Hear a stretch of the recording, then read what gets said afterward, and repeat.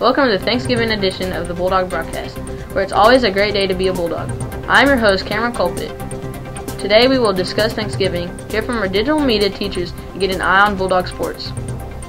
Now let's turn our attention over to Josh King with the Bulldog. Some parents, as the weather begins to cool down, please check out the uniform policy to avoid inconveniences.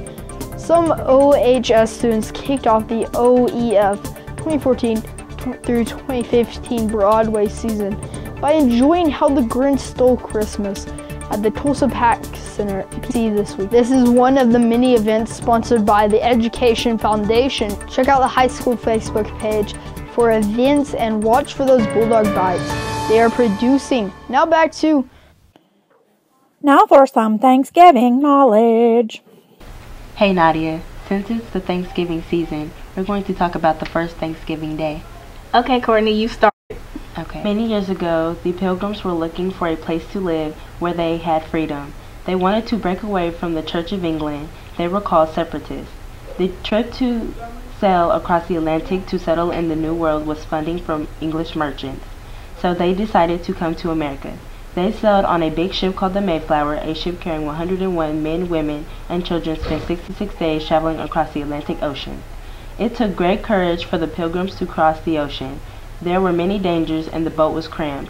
There weren't showers on the Mayflower, so it was probably smelly too. When they landed in America, the Pilgrims needed food to eat. They looked for fresh food in the forest.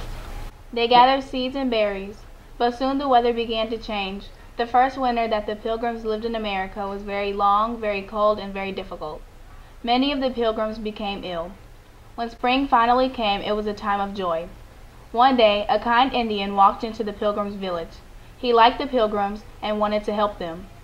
Soon, more Indians came. They were nice and showed the Pilgrims how to fish, plant corn, and build homes. The Pilgrims taught the Indians their ways, and the Indians shared their own too. One of the Indians was called Squanto. He was their special friend. Together, they hunted quail and turkey. The Pilgrims would be ready this time for the coming winter. When summer ended, the Pilgrims wanted to have a feast. They had plenty of food and many new friends, and they wanted to give thanks for all of their blessings. "Join us," the Pilgrims said to the Indians. "Join us in the big feast of Thanksgiving. It will be a very special holiday." The Indians came to the feast. Long tables were filled with delicious things to eat. Everyone was so excited and everyone gave thanks. And this was the first day of Thanksgiving.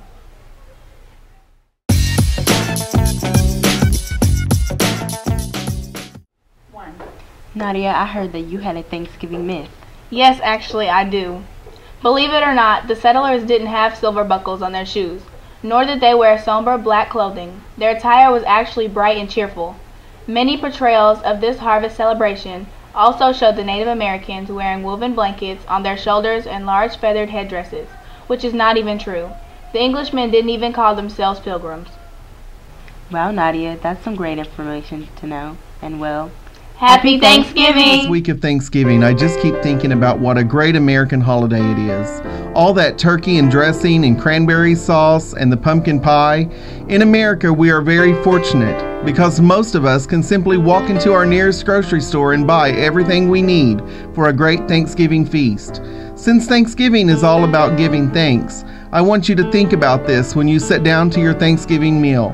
Think about the many hands that worked long and hard hours to bring all that food to your table. Be grateful, not just to those who cooked the food, but to everyone who helped make it possible, from the farmers to the produce department workers to the truck drivers that delivered it to your grocer. The Vietnamese say it in this way: when eating a fruit, think about the person who planted the tree. With this said, I want to take a moment and thank everyone who has helped us with the Bulldog broadcast. Thank you to my amazing students, our awesome producer Valerie Rice, the ONN Studio, Oklahoma Gear Up, First Family Federal Credit Union, Okmulgee Main Street and Chamber, Okmulgee Superintendent Todd Williams, the school board, and you, our viewers. I would also like to give a very special thank you to a lady who has pushed and pulled all the way to help make this show possible, and that is our Assistant Superintendent, Renee Dove. Thank you, Ms. Dove, for always doing what you feel is right for our students. Have a wonderful and safe Thanksgiving break, Okmulgee. That's a wrap. You have just witnessed another great episode of the Bulldog broadcast. If you have anything you think we would like to report on, or if you would like to be a sponsor of our show, please contact Mr. Burney at the middle school or Miss Rice here at the ONN studio. See you next week, same time, same place.